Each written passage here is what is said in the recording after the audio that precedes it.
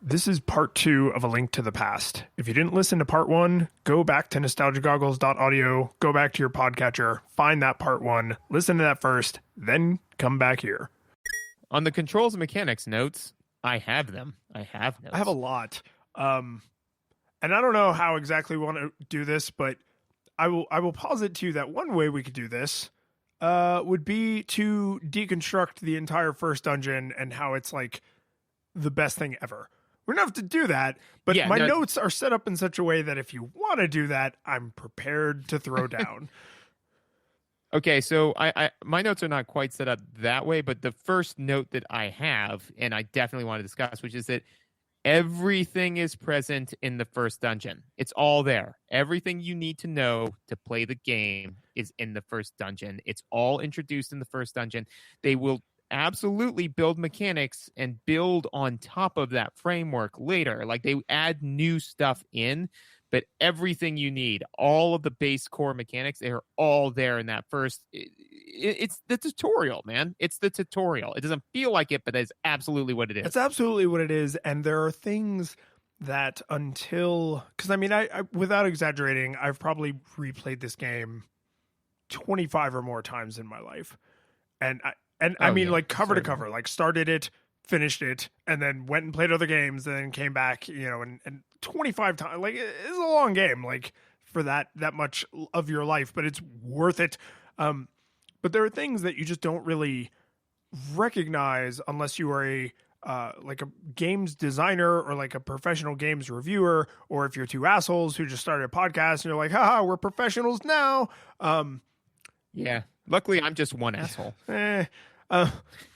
But fun fact, most people treat the official definition of professional as getting paid to do a thing. And we actually have some very nice people who donate money to us for doing this. So we are actually professional game reviewers. Yes. Really? Yes. Neat. I mean, I don't think we would get like a writing job with this on our resume, but it would not be perjury to say under oath that we are professional game reviewers with this very strict definition. All of that being said, there are things that I didn't notice until really sitting down to critique the game, right?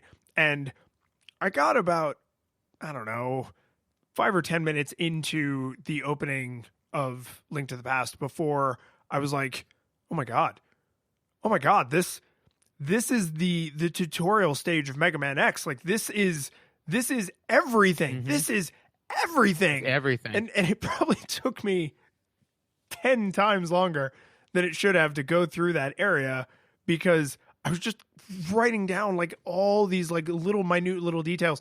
And I will tell you that it starts before you even think it starts because your uncle he dies. I can't Claudius. He dies. So Uncle He Dies gets. I was going with Uncle Claudius to get the Hamlet reference. Ooh, Claudius. Okay, Claudius is good. He Dies is his middle name.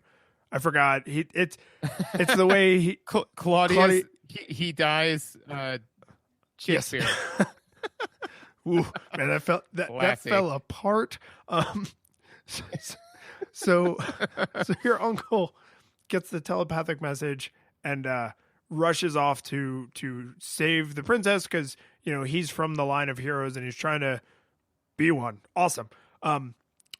Yep. You will stay in bed until you, the player, make Link get out of bed.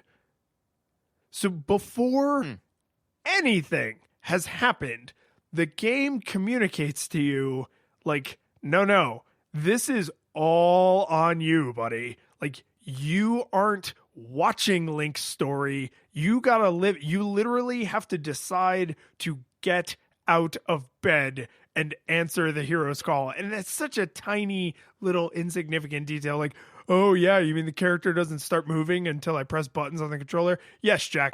That's exactly what I'm saying. Link will just stay in bed until you press the button to make him get up. And that's, it's beautiful. It's a beautiful little detail. It's amazing. And also, too, it's amazing because it's done without, barrels of text, and it's done without saying, like, would you like to get out of bed? Yes, no. Like, Zelda says, oh, Link, please come save me. It's like, do you agree? Yes, no. It's just like you get the message, and then how do you answer it? By playing the game. Like you literally have to get up and go do something about it.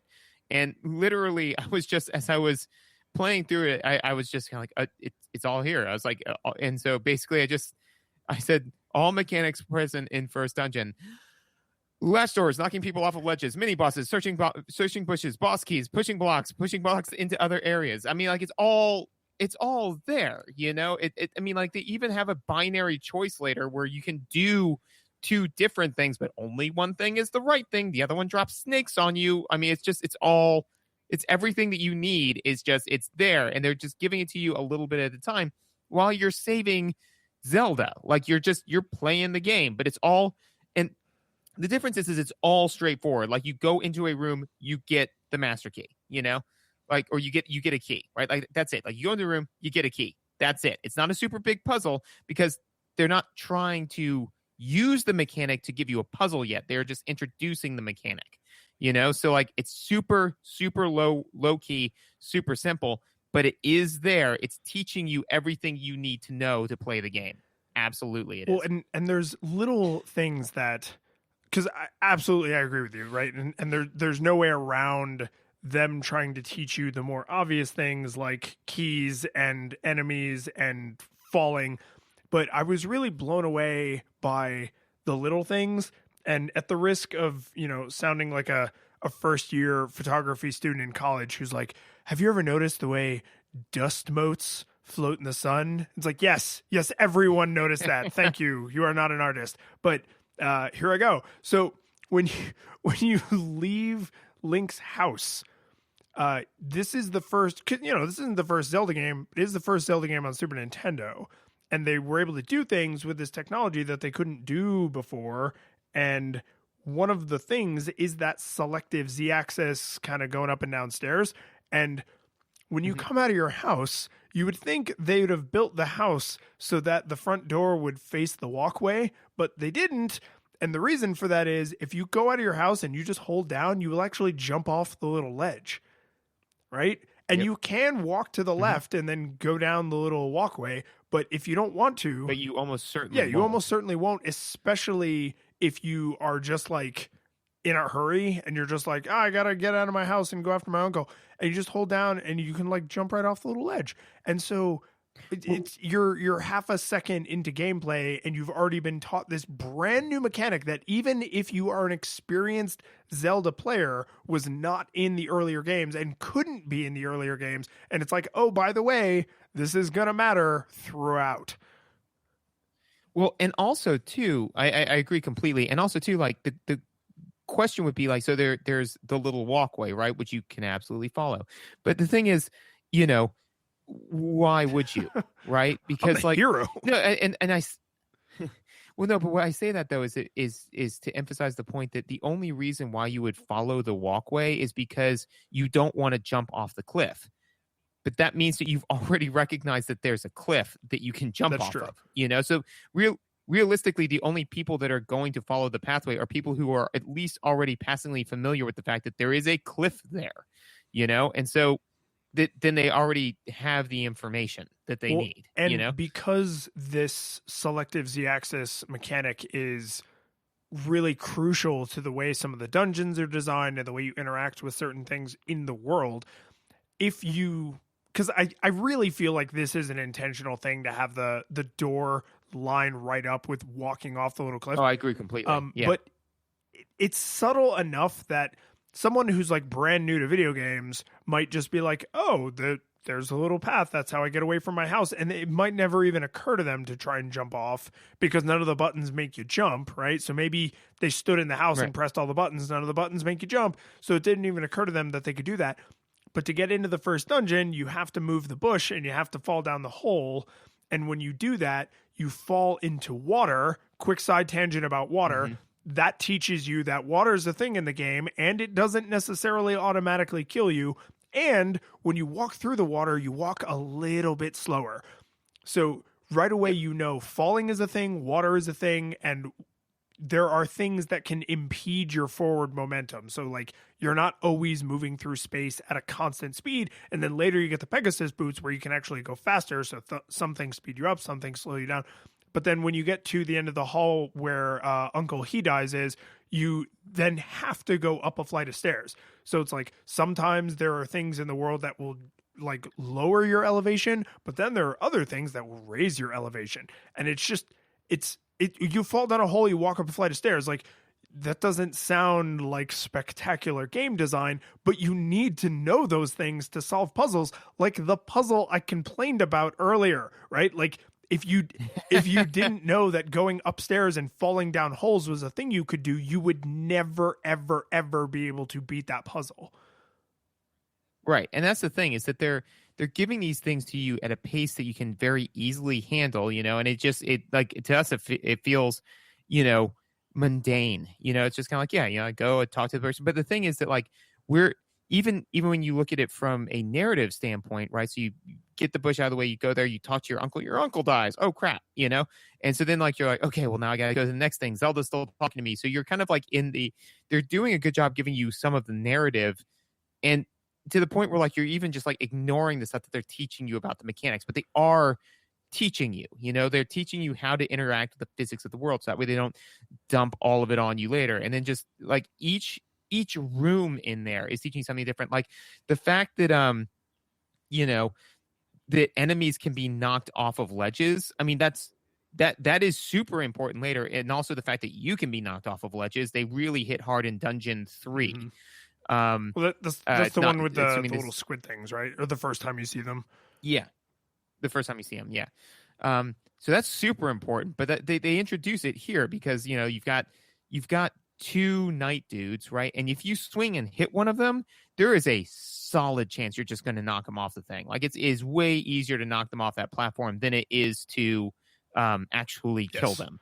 So it's like, oh, okay, so they can get knocked off. And then if you get knocked off or fall off because you think like, oh, well, they'll stop me from walking off into this inky black that is my obvious death, you're just set back a little bit, And I may be wrong, but I don't even know if you take heart damage in the first one. But either or. I think you do, but when you fall, I think it's only half a heart anyway. Yeah, so you take a little bit of damage, and they set you back a little ways, saying like, "Hey, okay, try that again." Doesn't take long, not super damaging, but it's getting you ready. Also, too, in this area, I think that it's not really preparing you for much because this doesn't happen super regularly, but like you need to go rescue Zelda, and it would be weird for you to rescue her and then for her to like disappear off of the screen. And she is the best kind of escort quest in that she is always with you. She can't take damage. She's just there. She interferes in no way. Right. She can like she'll occasionally talk to you, but not in a super obtrusive way. Not in a hey, listen, kill yourself. None of that. It's just it's nice. It's all very well thought out. And for some reason, they created the perfect escort quest here, and then games forgot about it for quite some time until The Last of Us. Oh God, The Last of Us does it. I don't know what that was about. Well, another game that does it incredibly well is BioShock Infinite, where they literally put text on the screen. I think the character's name is Elizabeth, but it's like it literally says something like, Elizabeth can take care of herself. You should concentrate on what you're doing. And I was just like, thank you for that. But now apparently they hit the low point of Natasha in GoldenEye, and then and then built up from there. Then it was a slog back up to barely tolerable from there. So some of the things that the rooms teach you, because you're absolutely right. Like keys are a thing, moving blocks are a thing. Like puzzles are if you've never played a Zelda game, we care about puzzles here. Welcome to Puzzle Town, right? So like a lot of what they show you is like the world is something you need to interact with to continue to move through it because puzzles. Some of the things that I really liked that are more like world building is like one of the rooms you go into that has it's like a sewer and it's got water in it and it's got the mice in it. The mice can't go in the water. that tells you that the terrain does not only screw up Link's life, it also screws up the enemy's lives. Like, the kind of terrain matters to the monsters just the way it matters to you, because you're also moving through the world. They're also moving through the world. And there's like virtually no times in the game when you're like, haha, I've outsmarted this enemy because there's a rock in the way or something stupid like that. It's a small thing that doesn't have a massive impact, but the fact that monsters can't freely move about the screen and that they have to interact with the world does occasionally matter. Like the boss you were just talking about, where like it's like the snaky boss and you hit it, and it's like if you bounce off him sometimes, then you fall and you got to start over. That boss's floor plan has a hole in the middle. And if you run around the outside of the hole to get away from him and he collides with it, that will force him to reverse direction. It would not be fun if Link could fall in the hole, but the monster could just magically act like the hole wasn't there, right? So there's little places, even though they're not huge game changers, there are little places where like, I'm going to jump behind this rock so that this thing, the jumpy spider avoids me or whatever. And it's like, because the rock is really there. It's not just there as a set piece or a matte painting. Like, I can't walk over the rock and neither can the enemy. I can't, ignore this hole. Neither can the boss. Like, it's just that kind of consistency of basically the physics engine or whatever you might want to call it. Is just, it makes everything feel more cohesive. Oh, absolutely. And like it's kind of equivalent of like the first time in Skyrim when you see, a dragon who's trying to give you the business, and then like you run into a giant's den and you're like, well, now these two both are going to gang up and beat the crap out of me, and then they end up fighting each other. It was like that kind of a leap, where all of a sudden it's like, oh, so or a great example would be like, even Super Mario, bullet bills in Super Mario, they'll pass through stuff, like stuff that impedes you. Zelda's telling you, no, this game isn't like that. Like there are other games that do stuff like that, and that's fine. But our game, everything interacts with everything. Also, worth noting is one of the things that they do that is not super intuitive, or it wouldn't be except for the way that they introduce it, which is the braziers that you light on fire. Oh yes, right? Yeah. It's that's one of Zelda's few lines of dialogue where she says, "It's like, oh, do you have a lantern? It's dark in here." Well, I think she says that, but does she tell you like that you can light those things up? I don't think she explicitly says that. Because like, here's the thing: is that like the reason why I bring this up is because one, you'll walk into a room where it's just completely dark. So Zelda gives you a line of like, you can do something about this. Like you've got a lantern, right? So you equip your lantern, you use it, and it goes, and then nothing happens, right? So you're like, well, I was told I could do something about this, right? So you wander around, and then like you find one like a item that looks different than anything else you've seen up until this point, right? It's really the only thing that you can interact with in the room, and then you've only got at that point one item in your inventory that you can interact with stuff with, So you're like, well, 2 and 2. Now, if that had been introduced later in the game, like after you've got the boomerang, after you've got the hook shot, after you've got after, that'd be a bit of a nightmare because you'd be like trying everything on it. It's like, I've got one thing to do. This is the first dark room I've ever been put into. And Zelda doesn't say like, hey, listen, use your lantern on the brazier in the corner. She says, hey, you have agency here. You don't have to deal with this. Figure it out, hero. Now figure it out. Yeah. And so you're just like, so just things like that where they leverage how few items you have to give you like a little bit of a starker learning curve at that point in time, because they're like, well, now's the time to do this, whereas later on they probably have to tell you like, you can use the lantern here because you've got like 50 other things in your inventory. You don't want to be like using the rod of whatever to like the red one that makes blocks. Yeah, to like block. I don't know what to do. Yeah, there are only a handful of places in the game where I would say the conveyance is not awesome. The rod of question mark blocks is definitely one of them. Another one is actually bombs, because you go through the whole first dungeon, which teaches you all the things, including showing you what bomb destructible walls typically look like, which is a mechanic they intentionally subvert later, and I love hate it, because there are a couple dungeons where it's like, oh, hey, there's 15 bomb walls over there, and you're like, place, wait, place, wait, place, wait, place, because you can only have 2 down at a time. So you have to, waste half your friggin' inventory to blow up all these walls. And then lo and behold, none of them were actually destructible. And I sort of love that they kind of dick around with you a little bit in the second half of the game. But in the first half of the game, you see those 2 spots that you can blow up if you had bombs, but you don't have bombs. And it's doing right. 2 things. It's telling you there's a weird thing about the wall you should notice. And 2, once you know what that thing is, maybe come back here and see what's in there, right?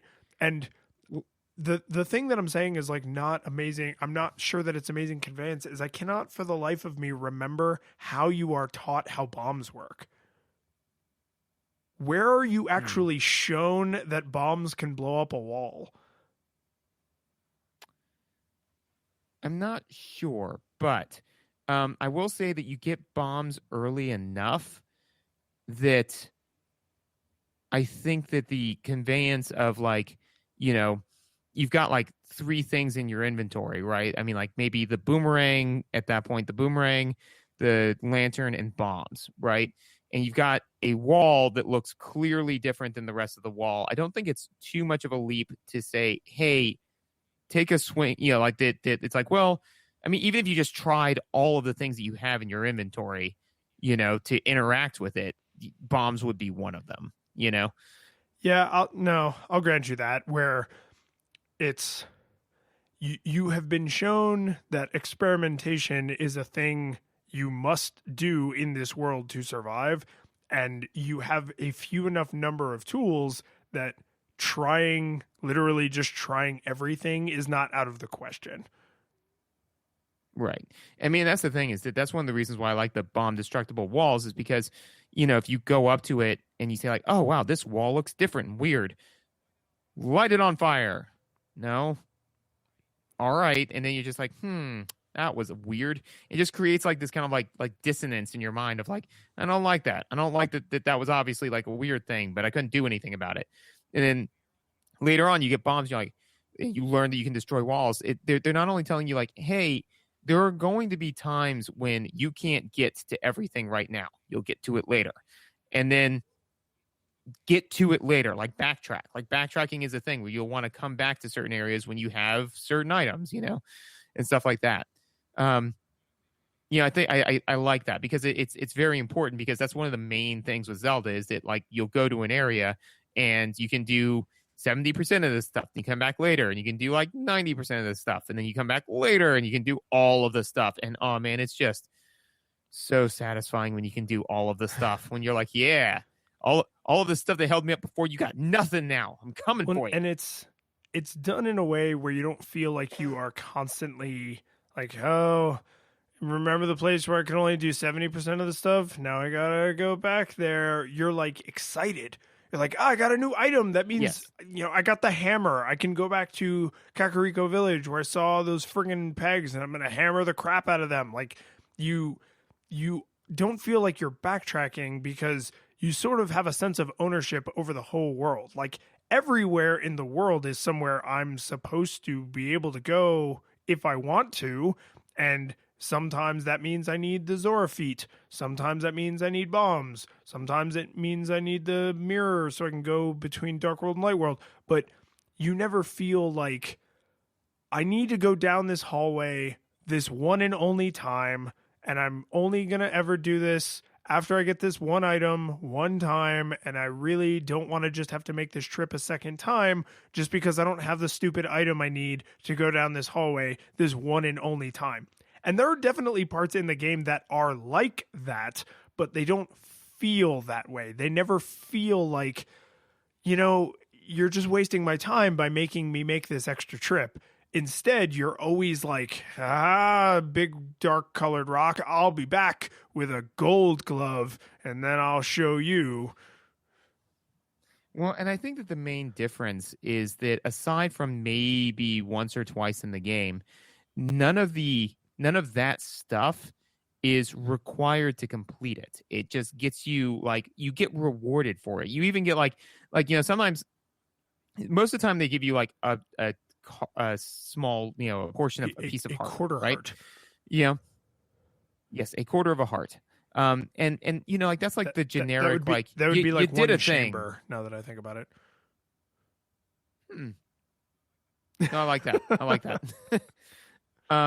But anyways, so that's the generic, hey, you came back with the new stuff, the new hotness, you solved the puzzle, good job. Here's a piece of heart.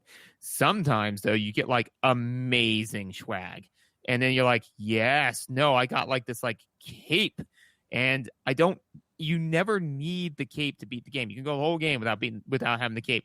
But some places are super easier. And this brings me to something that I absolutely want to talk about, which is Zelda does game difficulty right. So there are a lot of different ways that you can alter the difficulty in a game. The most common one that you see, especially in modern games, is a difficulty select screen at the start of the game, right? So that's fine. That's better than nothing, and some games will actually let you modify the game difficulty in situ, which I will totally admit to at sometimes in Skyrim, getting my butt handed to me and being like, oh, you think you're big? And then knocking it down to very easy mode, slapping them around. Yeah. Oh, you think you're big? I happen to be friends with God. Yes. So all of that's true.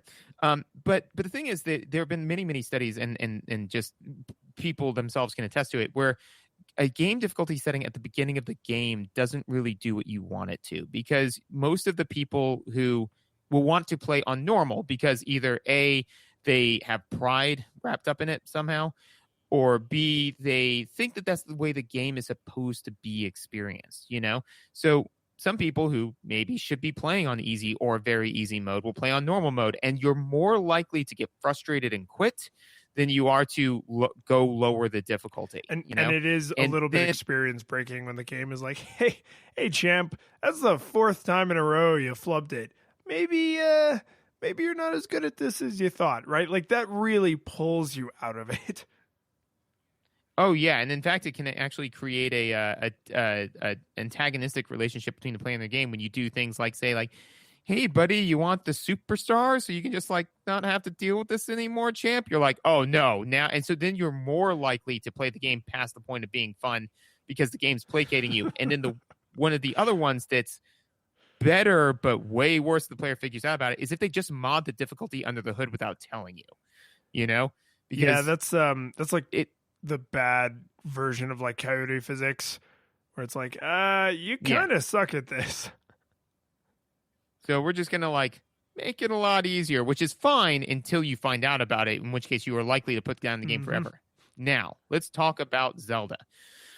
There is an easy mode in Zelda, and I believe we both played the game on easy mode. The easy mode in Zelda is getting all of the stuff. All the hearts, all the swords, all the armors. I mean, technically it's almost impossible to miss the armor, but all the stuff.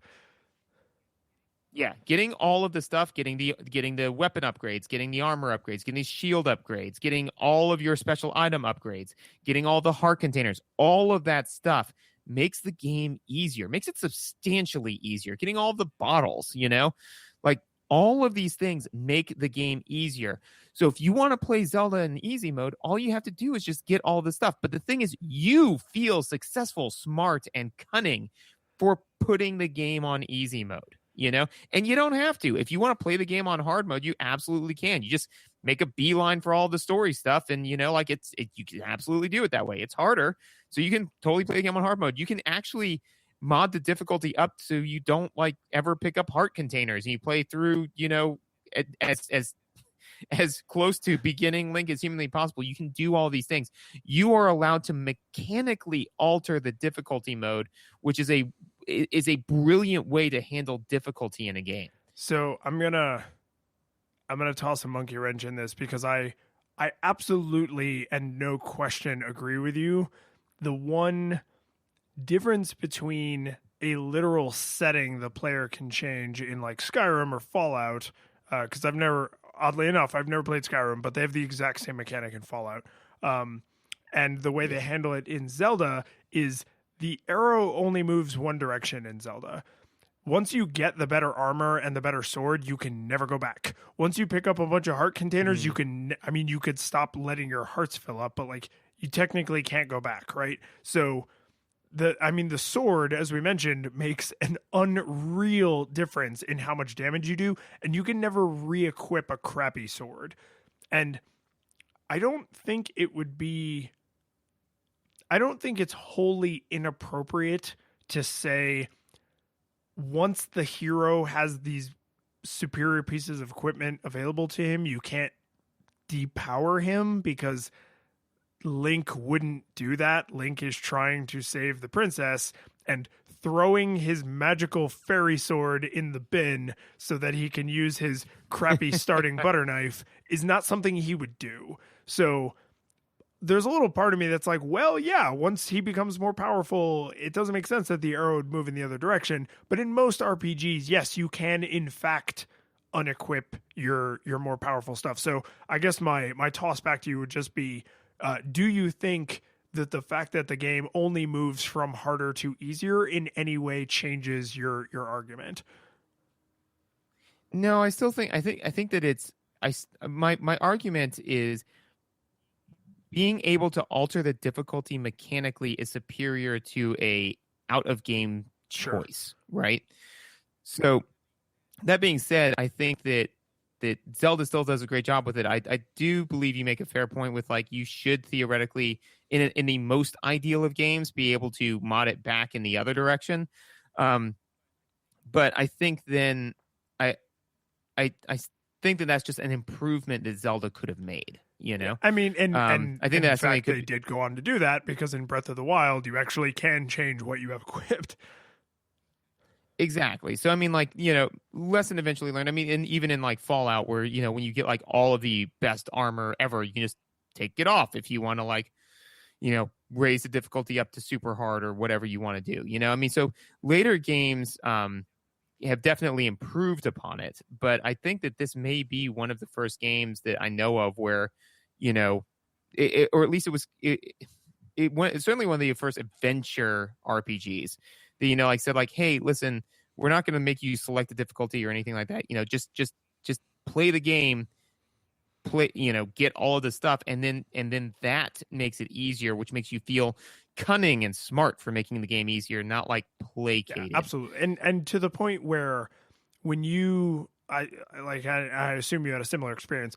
By the time I got to Ganon and he was like, haha, I'm a giant pig monster and I have like this fork for reasons, I was like, you know, you are literally just like an item on my to-do list today, right? Like you are in no way a threat to me at all, period. And it's important that you know that, because yeah, I need you to know. You think that you're like fighting for the future of Hyrule, and in fact, I just want to get home for dinner, right? So like, I didn't feel, you wouldn't feel that way if you had just turned the game down to easy, right? Or if you started a new game on very easy baby mode, like you would get to the end, and even if it was that trivial to win, you would just be like, well, yeah, I've got it on very easy. But when you had to earn the power that allows you to slap him around like he's asking for it, then it doesn't feel like you set the game to very easy. It just feels like you are powerful, and that's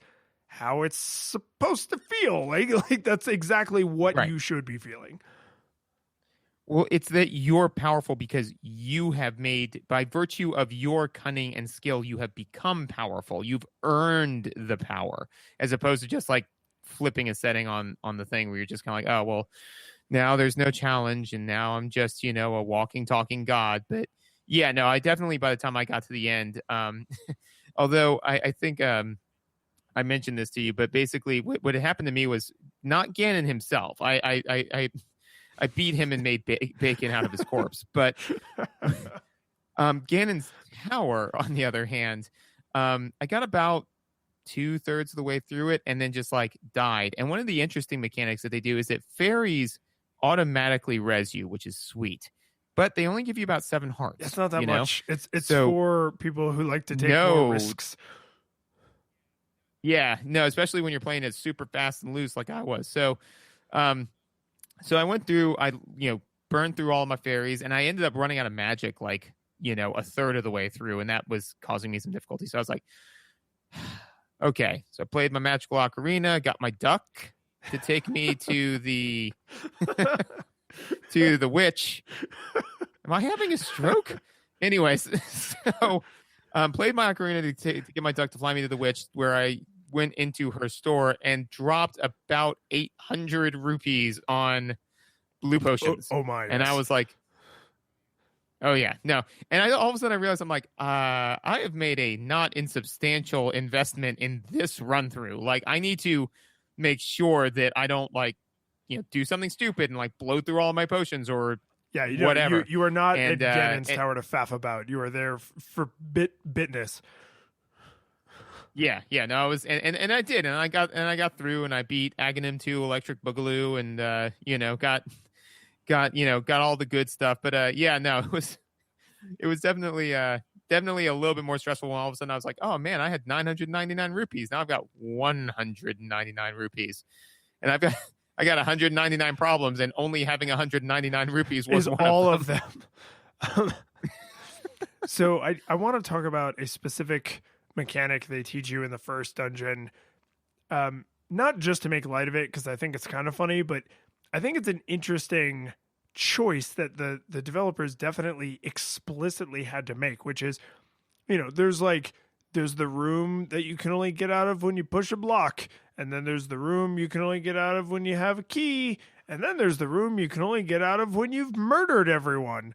And I think it's an interesting choice early in the game to expose the player to that notion, like, hey, you can't be a pacifist and beat this game. Like, you need to understand that under no circumstances can you reason with Ganon.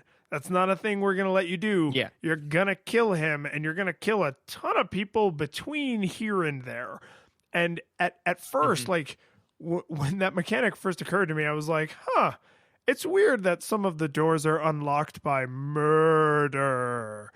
But then it's I don't know how you keep your doors locked in your house, but it's like a 1980s sci-fi keypad with, like the numbers and then star and pound. Oh. No, that's good. That's good. I mean, that's decent security, but I prefer my murder doors. Thank you. Yeah, I mean, if you have, Dark World Knights protecting them, then obviously nothing can go wrong with that. But here's the thing.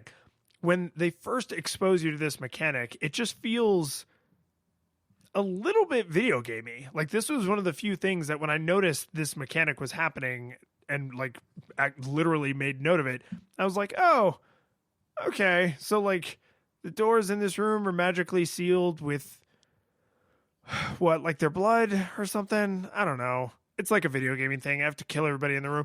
But then later, and it's still a video gaming thing, but then in some of the later dungeons, there are rooms where like there are spikes and you have to kill all the enemies to make the doors open, or the floor is moving, or there are little faces that when you swing your sword, the little face like shoots like some hurt at you, right? And then there's literally like 1 or 2 rooms in the whole game that like the floor is moving, there's pits, there's spikes, and there's shooty things whenever you swing your sword. And the only way you can get out of that room is to kill all the enemies. So even though the doors are locked by like blood magic is a little bit of a video gamey thing in a game that is not overwhelmed with that kind of stuff, most of the things in Link to the Past do not pull you out of the experience and remind you you're playing a video game.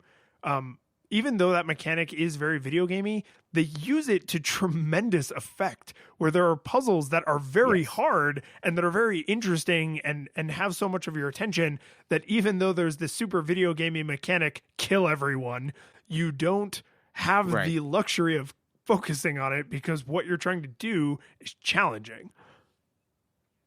Yes, and I think that it's an important. It is video gamey, but I think that it is an important difference in kind, because like you said, like they have um, puzzles where you have to find a key, puzzles where you like do a series of things and like can get to a button where it unlocks, and then the kill everybody puzzle. And if all of the puzzles were the first two types, I think the dungeons would feel stagnant. If there were like rooms where there were bad guys, but like every single room, like could be gotten out of by, it was like a mental puzzle as opposed to the dynamic puzzle, the quick reaction puzzle of beating everybody in the room.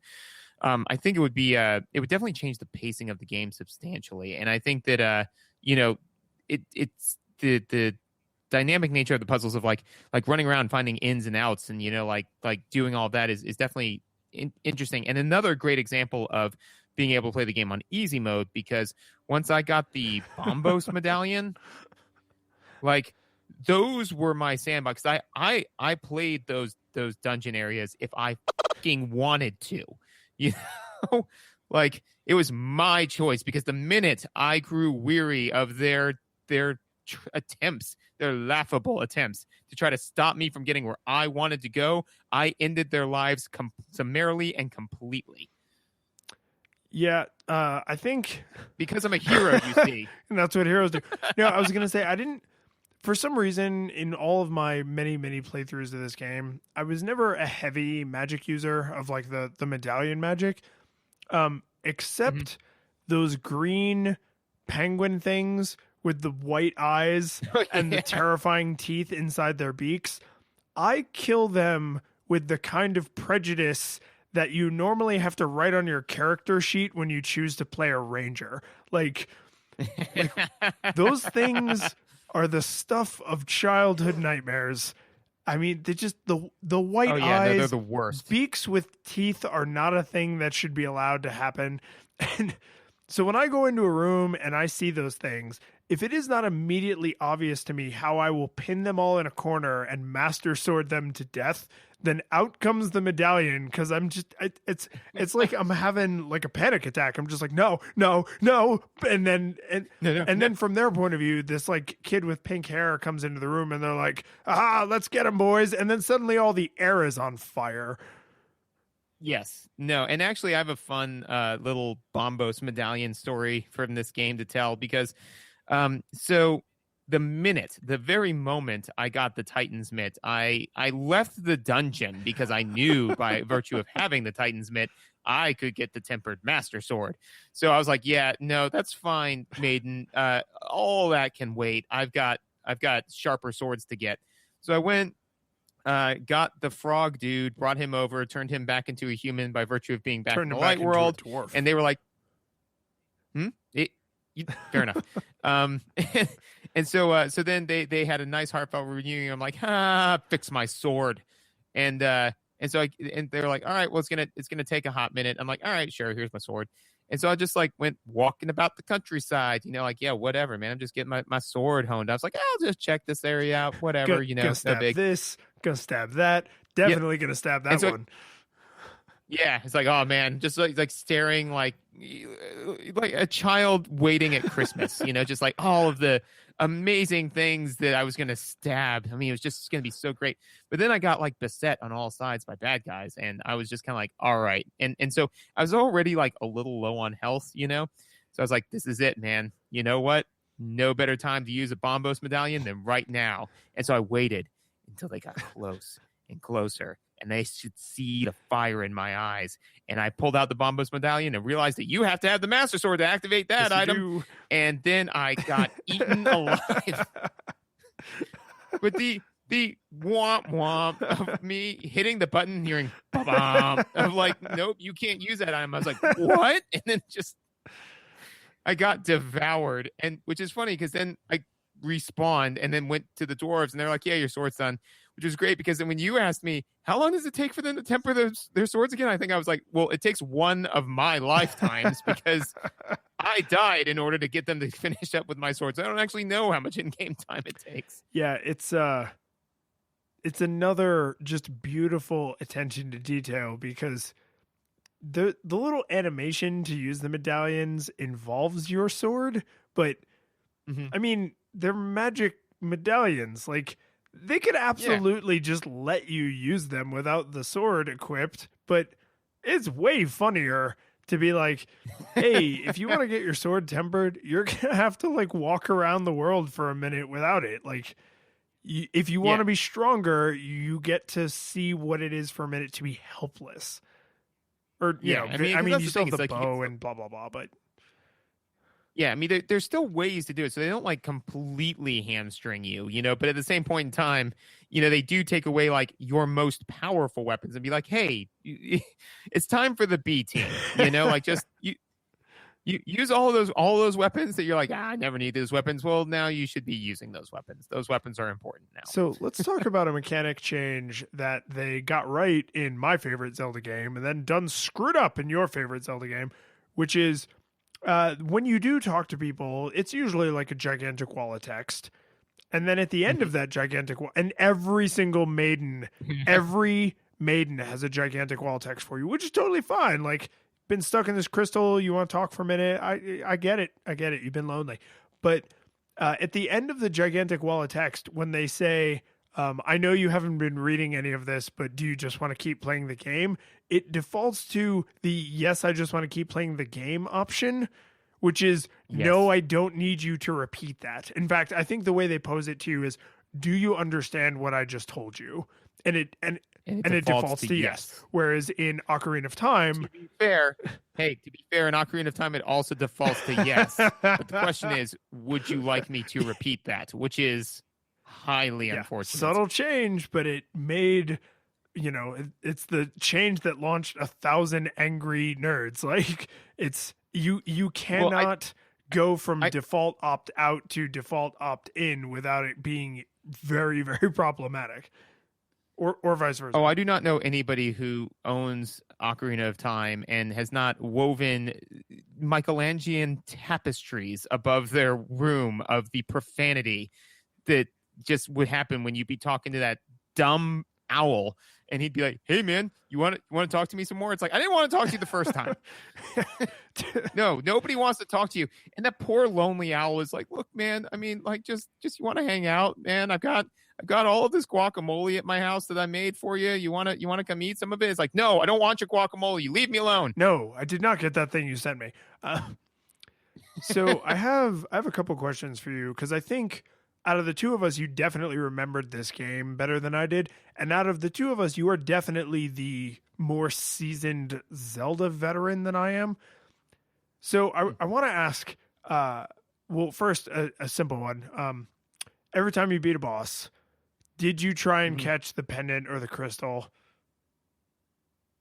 Right? Yes. I mean, obviously. I'm human. Okay. And what would you say your success rate is? I would say mine was up there. Like, I'm going to say like 85, 90%. Yeah, I'd say I was pretty good at it. Because to be fair, like, not only did I try to catch it, but I tried to catch it in a way that I was also dead center in the screen, you know? So that's kind of how I was measuring my success. And it's, so to me, like, my success rate was like 10%, because that's really you know, really hard to do. But I mean, like, again, you know, it's just kind of like the, you know, like, dumb little things that you judge yourself for. Where you're like, oh man, you see, no, am I in this? No, I'm not in the center of the screen, am I? But yeah, no, you always try to catch the crystal, man. Good. So here's an actual serious question. I've played this game many, many times. You've played this game many, many times. And there were a couple of times where there was like a mechanic in a dungeon or a thing out in the overworld, and I did the thing because I knew I was supposed to do the thing, but it actually gave me pause where I was like, how would I have figured that out if I didn't already know that? And I'm not convinced that these things are undiscoverable or that they are not communicated in some way, but I'm now so separated from the first time I played this game as a kid that it is impossible for me to accurately deconstruct. And one of the best examples I could give you is in the first Crystal Cave, the first dungeon in the Dark World. There's a statue, and you have to shoot it in the eye with an arrow to make a hallway open up. And the only clue I'm cognizant, like I'm aware of in my foremind, is that the statue is of the Cyclops enemy type that you normally defeat with arrows. So Yes. is there literally no other hint or implication that this is how you're supposed to proceed? Because otherwise, shoot this statue of an enemy that looks like an enemy doesn't feel like a really strong clue. No, there are definitely some areas where, like you said, like it is difficult for me, having played it so many times, to disintegrate my foreknowledge of the game. That being said, though, I mean, getting stuck on levels in video games was absolutely a thing back in the day. Yes. You know, like, yeah. So like, we just be like, I don't know. You know, so I personally think, though, that one of the things that I did this time, because I don't have like a perfect crystalline memory of this, right?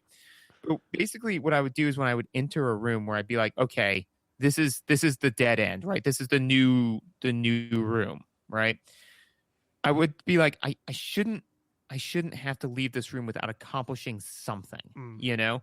And so with that in mind, that mindset, like normally, even after having, you know, like in the rooms where I couldn't remember what to do, like that was like enough, you know. But I think the example for me was there's a room, I don't know, I think it's the water temple, but where basically there's a waterfall that you have to walk behind. Ooh, yes, that is another one that is not really very obvious. No, it's super not. But in areas like that too, it's helpful to rely on the map. Well, and in that area, which, there is a monster that comes through a different waterfall, which I guess is supposed to be your signal that waterfalls are a thing you can pass through sometimes. Right. But I mean, to be fair, though, I think that, you know, games are always going to, I mean, all games, even modern games, are going to, you know, if it's a puzzle-based game, they can err on one of two sides, either making challenging puzzles and, you know, making some that are way too easy, or challenging puzzles and making some that are way too hard, you know? And I think that Zelda, most of the puzzles are in that like sweet spot of like, this is challenging, you know? Because I mean, if you look at like modern Zelda games up until Breath of the Wild, like they started to err on the other side of it, and it's super disappointing because it's just a slog then at that point, because you're like, all right, well, I need to move thing A to thing B to thing C, and now I got through this room. Okay, now I do this, and now I get to the next room. It's just kind of like a series of things to be done, you know? Whereas in Link to the Past, there were definitely some areas where I was like, I don't know if that was perfectly telegraphed, but to be fair, you know, I mean, especially for the one the one you're talking about is pretty early on, and so again, your inventory is pretty small. So you know, it's just kind of like, all righty, well, what can I do in this room? It's like, oh, well, I normally kill those things with arrows. Let me see if I can kill this one with an arrow, and then you shoot the arrow at it, and it'll open up the thing. Yeah, you know, and it's that puzzle is just sly enough that knowing the answer makes it hard to remember what it was like to discover the answer. Right. No, I agree with that. Like, I would definitely say that if I met somebody on the street and they said like that puzzle wasn't telegraphed well enough, I'd be like, I honestly can't disintegrate myself from the game well enough to properly critique it, because it's like I've known the answer for so long. You know, it's just kind of like somebody saying like, well, how did you think the way you learned arithmetic went? I'm like, dude, I can't remember a time when I didn't know arithmetic. So good, I guess. I mean, I know it now, so I have to assume good, you know, but I mean, if somebody said like, well, I think it sucks, it's like, then maybe it sucks. I don't know. So, I do think so. There are a couple of notes I definitely wanted to touch on that aren't like major talking points, but just like cool little stuff, right? This game is there are no major talking points. This is a mountain of small, really smart decisions. Yes, absolutely. So first of all, there's a number of places, especially in the Death Mountain area, but where they use cliffs for quick backtracking. But punish you if you did one you didn't mean to do. That is true, and that does suck. But the nice thing is that as opposed to having you you complete a thing and now you have to backtrack all the way through some BS, it's just kind of like, no, you just jump off this one cliff and you get where you need to go.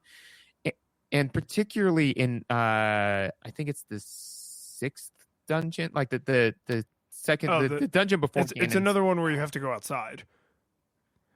Right. But here's the awesome thing that I thought was super clever, right? Is so you go outside, right, briefly on Death Mountain in the Dark World, right? And you go back inside. Now, if you die in the dungeon, you know what happens? You now respawn, but you respawn where you entered the dungeon, which is on like the 4th floor or whatever. So it's basically a save point. But here's the downside, which is that you need a wealth of magic in order to, or not a wealth of magic. If you need a wealth of health to beat the big bad, right? But you blew all your health because you died, right? So you have no fairies, no nothing, right? If you go to the light world on that ledge, it leads you into a fairy fountain. You can replenish all your fairies and then go try again. That is just so good. It's just so smart. Like, okay, so I feel bad because actually to explain to you why this is so recently near and dear to my heart, I unfortunately have to talk about a different video game. So, go for it. Super Mario Odyssey.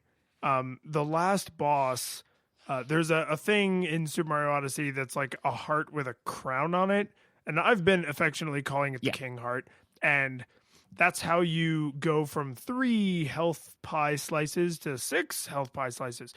And it bugged the hell out of me that if you die when you're fighting Bowser the last time, there's nowhere nearby to get one of those.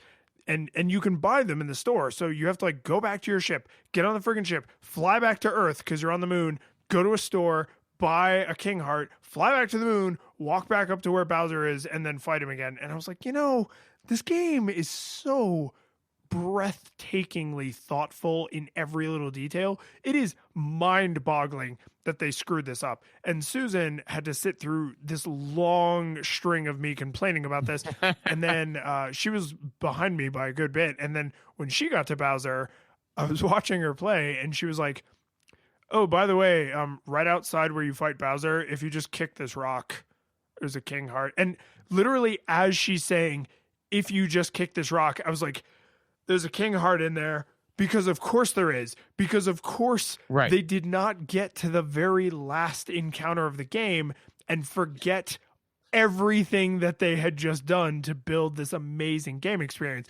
And I didn't have the problem you're describing that they were designing against in that second to last Crystal Cave, but it does not shock me at all that they would have thoughtfully put that there because they know they made you go outside, and making you go outside changes the spawn point, and having to weave your way back through Death Mountain just because you need to get some more fairies would not be fun. And they want this game to be fun. Yes, no, absolutely. And the thing is that it's just built so nicely into the world because the first time you find that fairy fountain, you're like, oh, hey, a fairy fountain. This is kind of neat. And then it's like, yeah, it is. It's totally neat, but it's also a part of this other thing, which is really clever. One of the other things that they did that I noticed it as a kid, but I didn't notice it as like a game design thing. And I'm like, oh no, it's pretty brilliant. Have you noticed that like 90% of all of the surfaces slope? Like, so what I mean by that is that, like, for example, where the Octoroks are, right? You know how they're those like little mountain dealies, right?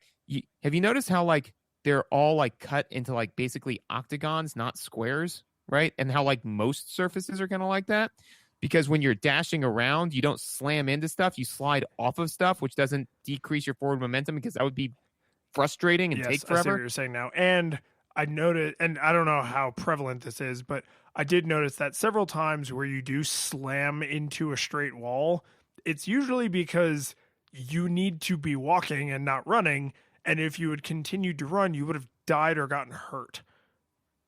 Right. Yeah, no, I mean they specifically say like once you get the dash boots, right? You let you dash around all over the place. You can just basically dash from one side of the screen to the other pretty much whenever you want. You know, if you enter the screen, you hit dash, you will dash unimpeded to the end, like you said, unless doing so will hurt you, in which case they'll have you slam into something first. And I just never really noticed that, but it's very, very rare for you to be slamming around. But like literally, if they didn't have all of the surfaces sloping like that, it'd be happening all the time, which would almost render the dash boots meaningless and at least, or frustrating at worst, you know? The other thing about the sloping is that the world would look really weird if it only had 90-degree angles.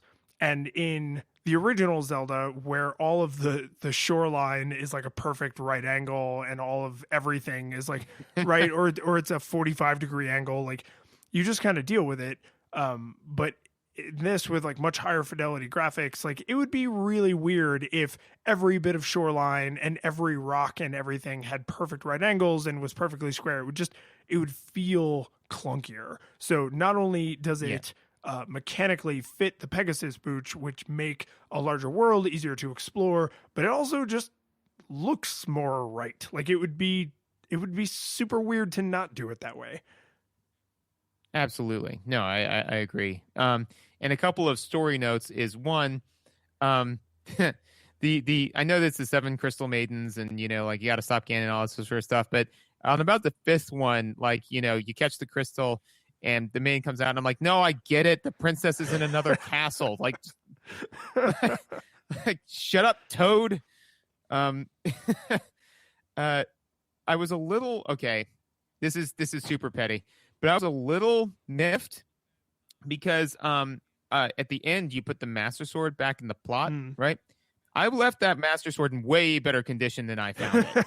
So the next Hero of Time or whatever, better respect, because like that Master Sword is way more powerful than the one I picked out of there. I'm like, hey, look, I am a good Master Sword host.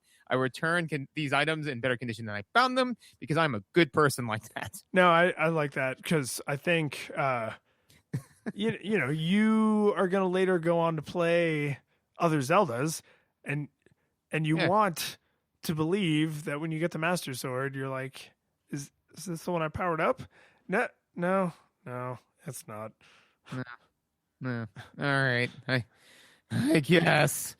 And also too, I just want, dude, Flute Guy bums me out, man. It makes me so sad. Like the whole Flute Guy storyline, you know? Well, you know, okay. So you were ahead of me for most of our playthrough of this. So, you know, we were like gushing in chat and you mentioned to me how incredibly sad his story is, but I think it's kind of bittersweet sad because it's melancholy. The kid like doesn't disappear forever and nobody knows what happens to him. He like returns to nature, sort of.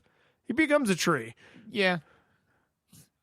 But no, I mean, like he does. No, I mean, it's definitely not like just like sad for the sake. It's not Fry's dog sad. It's nothing is Fry's dog sad. It's Fry's uncle sad, you know.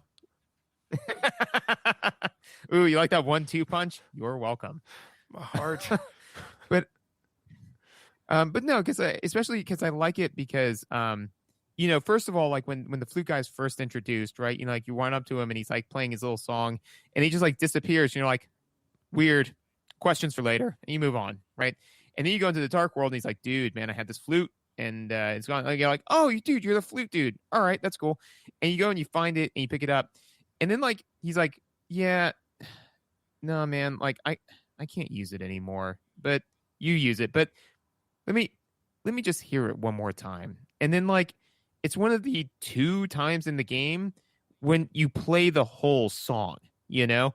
And that to me is just because like and when you play it to summon your duck, you know, it plays it really fast, like do because if you played it slowly every time, that'd be like mind-bogglingly frustrating. Like Ocarina of Time. But I'm right though. True, there is a lot of waiting in Ocarina, and specifically around the Ocarina. Yeah, but that's true. Play the act of playing the ocarina every yeah. time. And the weird thing is they super hung on to that with like Wind Waker and all the other crap, where it's just kind of like, oh well, clearly the thing that people like is playing musical instruments. I'm like, I don't know why that became a through line in Zelda, but whatever. But anyways, but the fact that when you play it for him the last time he hears it, it plays the full song and it plays it like at the appropriate speed. I don't know, man. It's just kind of it's just melancholy. It's like, oh, he got to hear the song and he couldn't play it anymore, so he gave it to somebody who could use it. When it's also one of the few times in the game where you have an opportunity to interact with someone who doesn't outrageously benefit you. It doesn't really further the plot. It's just a way for the world to feel richer. And because there aren't a ton of those instances, positive or negative, the fact that this one is you basically help a grieving father deal with essentially the loss of his son, it is I mean, it's hard. It's heavy. Like it's a really heavy moment, and the fact that that's of the 4 or 5 side things you can do that involve human beings. You can reunite the dwarves, which is super happy. You can help the Click and Clack, the Tappert brothers, with the tree that they cut down or whatever. You can bring the mushroom to the witch and like. And you get things from all those interactions. Like they're not completely frivolous and strictly narrative, but you find out that Mute by the sign is apparently a world-class thief. Yeah. Stuff like that. Like you get things out of these little narrative side tangents, but you typically are helping someone, or at least it's neutral, but to go out of their way to include this one that it's like, yeah, not like this guy, this old man, his primary concern is not Ganon. He just like wants to know where his son is. And then when you kind of give him that information and more or less put him at peace, at that point, you could really believe that old man's like, I lost my son. I'm old. Like, I don't really care what happens with Ganon now. Like, I lost my son. Yeah. Yeah. No, it's, like I said, like, it's just like one of those things where, you play through it and you're like, oh, yeah, okay, that's fine. Sure, it's good. It's good, but yeah, no, and I like the idea that I like the idea, the narrative choice of the fact that you are not God. You do not ubiquitously positively influence the people around you. You can't stop, save, or change everything. There are some things that are beyond your capabilities. Like, you are a hero, you're going to save Hyrule, and that's all amazing, but you're not God, and I think that's an important note to strike. Well, the scale of Kakariko Village, I always found it's funny if you scratch too much at that veneer, like it peels off pretty quick, because this is the village outside of the castle, and it's kind of implied that Hyrule is actually more than what you see, and for some reason these are the only places in it you need to go. But no, I don't think anyone ever explicitly says that, so it wouldn't be unreasonable to assume like, oh, this is all of Hyrule, and these dozen people are all the people in the world. Like, right? So it's and again, like, I don't think that's actually what they're implying, but it can feel that way.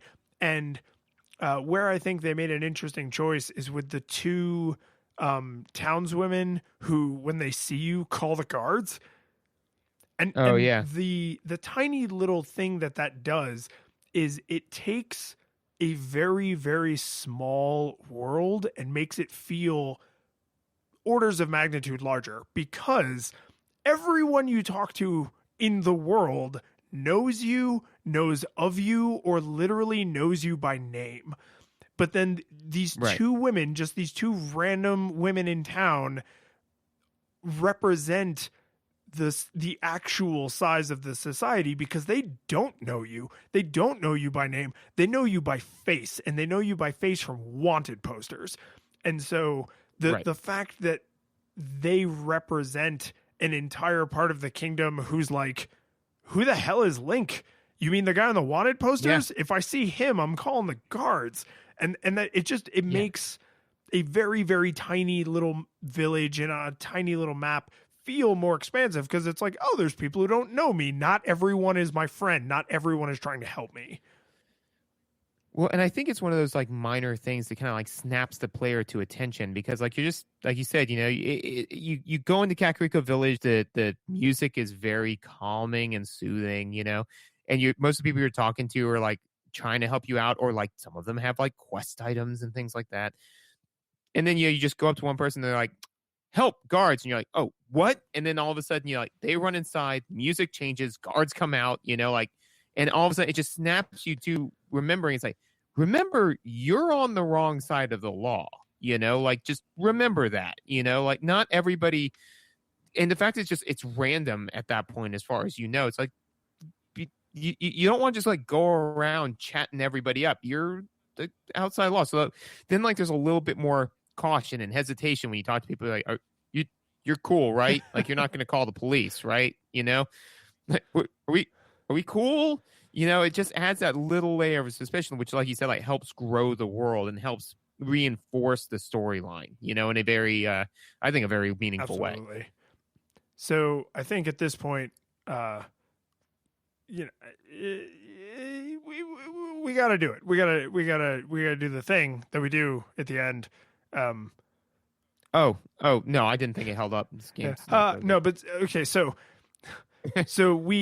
obviously we both loved it. It continues to be one of my favorite games ever made. I replayed this because this is a thing that we did, but I will probably replay this again in like the next year and a half. Like, it's just a good game.